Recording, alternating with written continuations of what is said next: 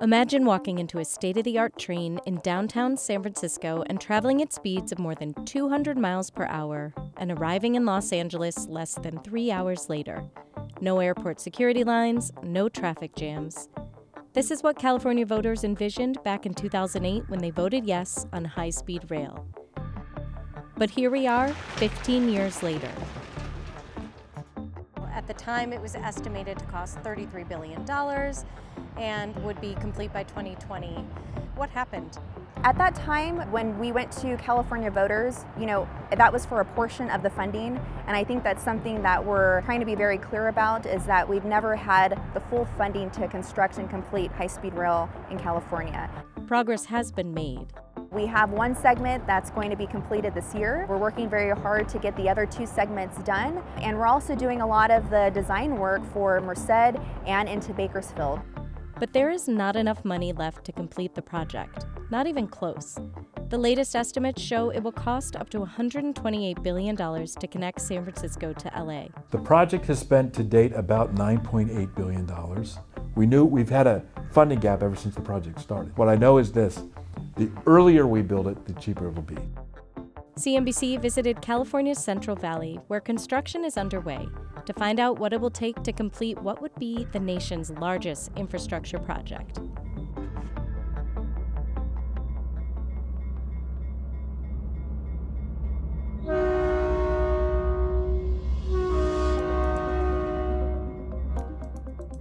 High-speed rail dates back nearly 60 years.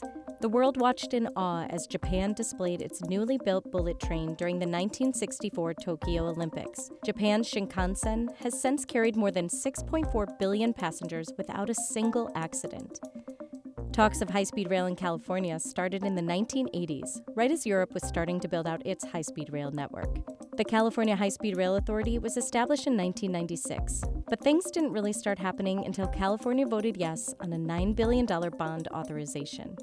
The real turning point came about 2008, 2009. However, it was very controversial at the beginning. I mean, it still is, of course, but we did get it off the ground and we got construction going. The plan is to build an electric train that will connect Los Angeles to the Central Valley and then San Francisco in 2 hours and 40 minutes. Phase 2 of the plan will eventually extend from Sacramento to San Diego, totaling 800 miles with up to 24 stops. Why does the train go through the Central Valley? I look at a map and I'm like, well, what if it went along Highway 5? Was that ever considered? We were never on the 5 corridor, and there's a reason for that. The bond bill that passed in 2008, it required the High-Speed Rail Authority to connect the cities of the Bay Area with the cities of the Central Valley, and then back to the cities of Southern California. Brian Kelly became CEO of the California High-Speed Rail Authority in 2018. And Dan Richard, the former chairman of the California High-Speed Rail Authority Board of Directors, said that just connecting LA and San Francisco was never part of the plan. There's been a lot of controversy about why the Central Valley, but here's the reality. In the lower part of the Central Valley, from Sacramento down to Bakersfield, there are about 4 million people. If it were its own state, it would be bigger than half the states in the United States. That region has historically been underinvested and left behind. What is the most challenging part of the project as far as the construction goes? Ultimately, if you talk about the entirety of the project from San Francisco to LA, it's probably the tunneling segment. That'll be challenging work and it won't be cheap. But tunnels are built for rail all over the world. They go through the Swiss Alps. They can go through there. We can figure out how to get them to Hatchapees. That's why the cheapest section from Bakersfield to Merced will be completed first. So far, 119 miles are under construction. We are working very hard to have some kind of segment between that section ready to go by 2030, between 2030 and 2033. What do you say to the critics that say it's a train to nowhere? I chuckle because even the initial operating segment between Merced and Bakersfield connects 3 of the fastest growing cities in California. I think that's been a common mindset for a lot of other projects, including Golden Gate Bridge. Years ago, that was the same comment. It was a bridge to nowhere. And I don't think any of us can imagine what it would be like to not have that bridge connecting us to San Francisco. Yeah, it looks close. It looks like you're close to ready to put the rails down. Right. This is one of our signature structures. You can see that with the arches behind us. And then eventually, once we're done with all of the finishing touches on this structure, we'll be ready, hopefully by next year, to start the planning process of putting down track and system. CNBC also visited the high-speed rail construction site near Fresno back in 2019, and there has been noticeable progress since then. More bridges have been built, land has been cleared, roads have been moved, and certain sections are now ready for the track to go in. From the last time you were here, a lot of different areas that we had started, some utility relocations, some more preliminary work at our construction sites, going from 30% design to now 100% design in the Central Valley is pretty significant. Construction started here in Fresno in 2015, but before that, California's especially stringent environmental review process slowed things down.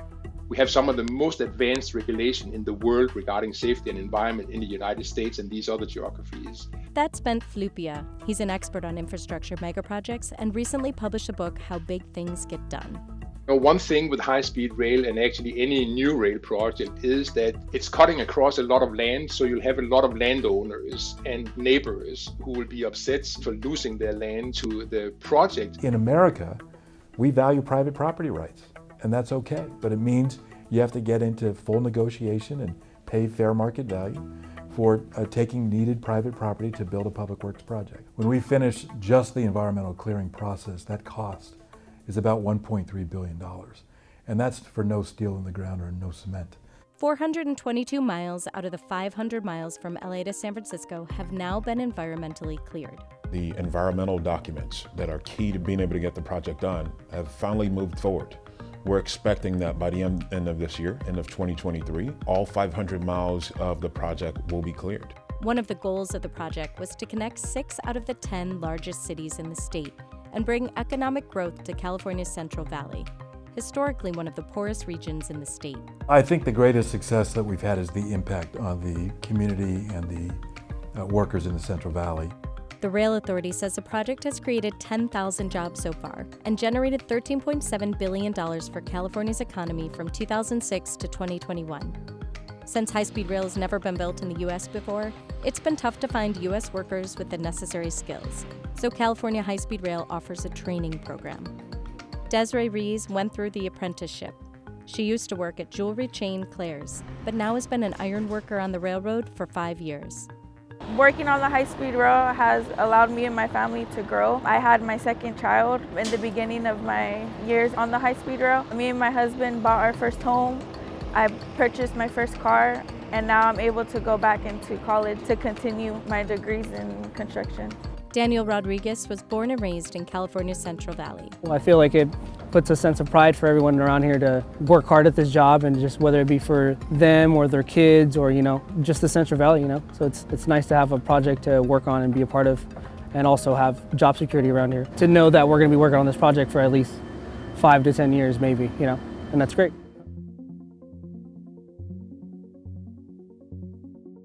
In 2008, the same year that California voters approved high-speed rail, China began operating its first high-speed rail line.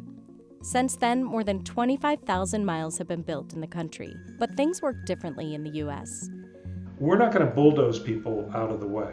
We're just not going to do that in this country. We're not going to bulldoze over endangered species. You have to worry about environmental protection. You have to worry about historic structures. Governments is much more fractured in the United States, so it's not centralized like France and Japan and certainly China.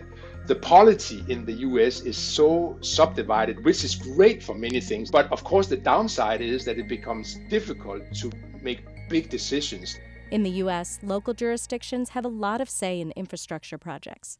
This has led to a lot of bickering about routes, political compromises, and lawsuits over environmental concerns or land rights, causing costly delays.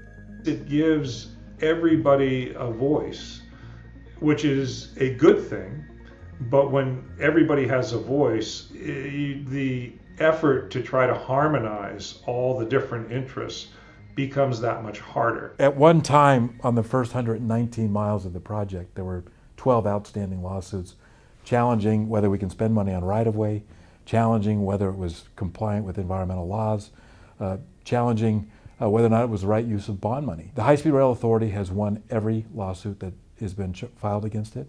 We're down to 3 or 4 now. We're in settlement discussions on all of them. It kind of comes with the process here in California. As you move through that environmental process, it can be litigious. Early estimates vastly underestimated these additional costs, and along with the rising cost of construction materials and inflation, the price of the project has skyrocketed. Its latest expected cost of up to $128 billion puts it $100 billion in the red, and it's not clear where the money is going to come from. One of the biggest hurdles clearly is funding. That roughly a little over $100 billion number, it's a pretty fair assessment, and I think probably the most accurate assessment that we've had on this project since its inception. California is funding about 85% of that through the cap and trade and the bond dollars. The federal government is funding about 15% of that with federal dollars we received mostly in 2009 and 2010.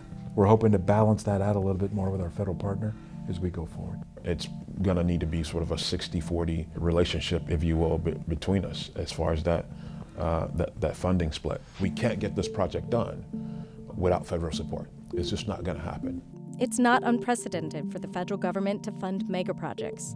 To put it in perspective, the Federal Highway Administration spent more than $72 billion on highways in 2022, and the F-35 program is estimated to cost over $1.7 trillion to buy, operate, and sustain the aircrafts. But the support has been weak coming out of Washington. The bipartisan infrastructure bill passed in 2021 did allocate $66 billion to rail, which was the largest investment in passenger rail since the creation of Amtrak. But no money was specifically set aside for high-speed rail. Critics of the project want to keep it that way. And I just don't want the federal government getting involved in this. We shouldn't be subsidizing this program, not at any level of government, certainly not federal taxpayer money.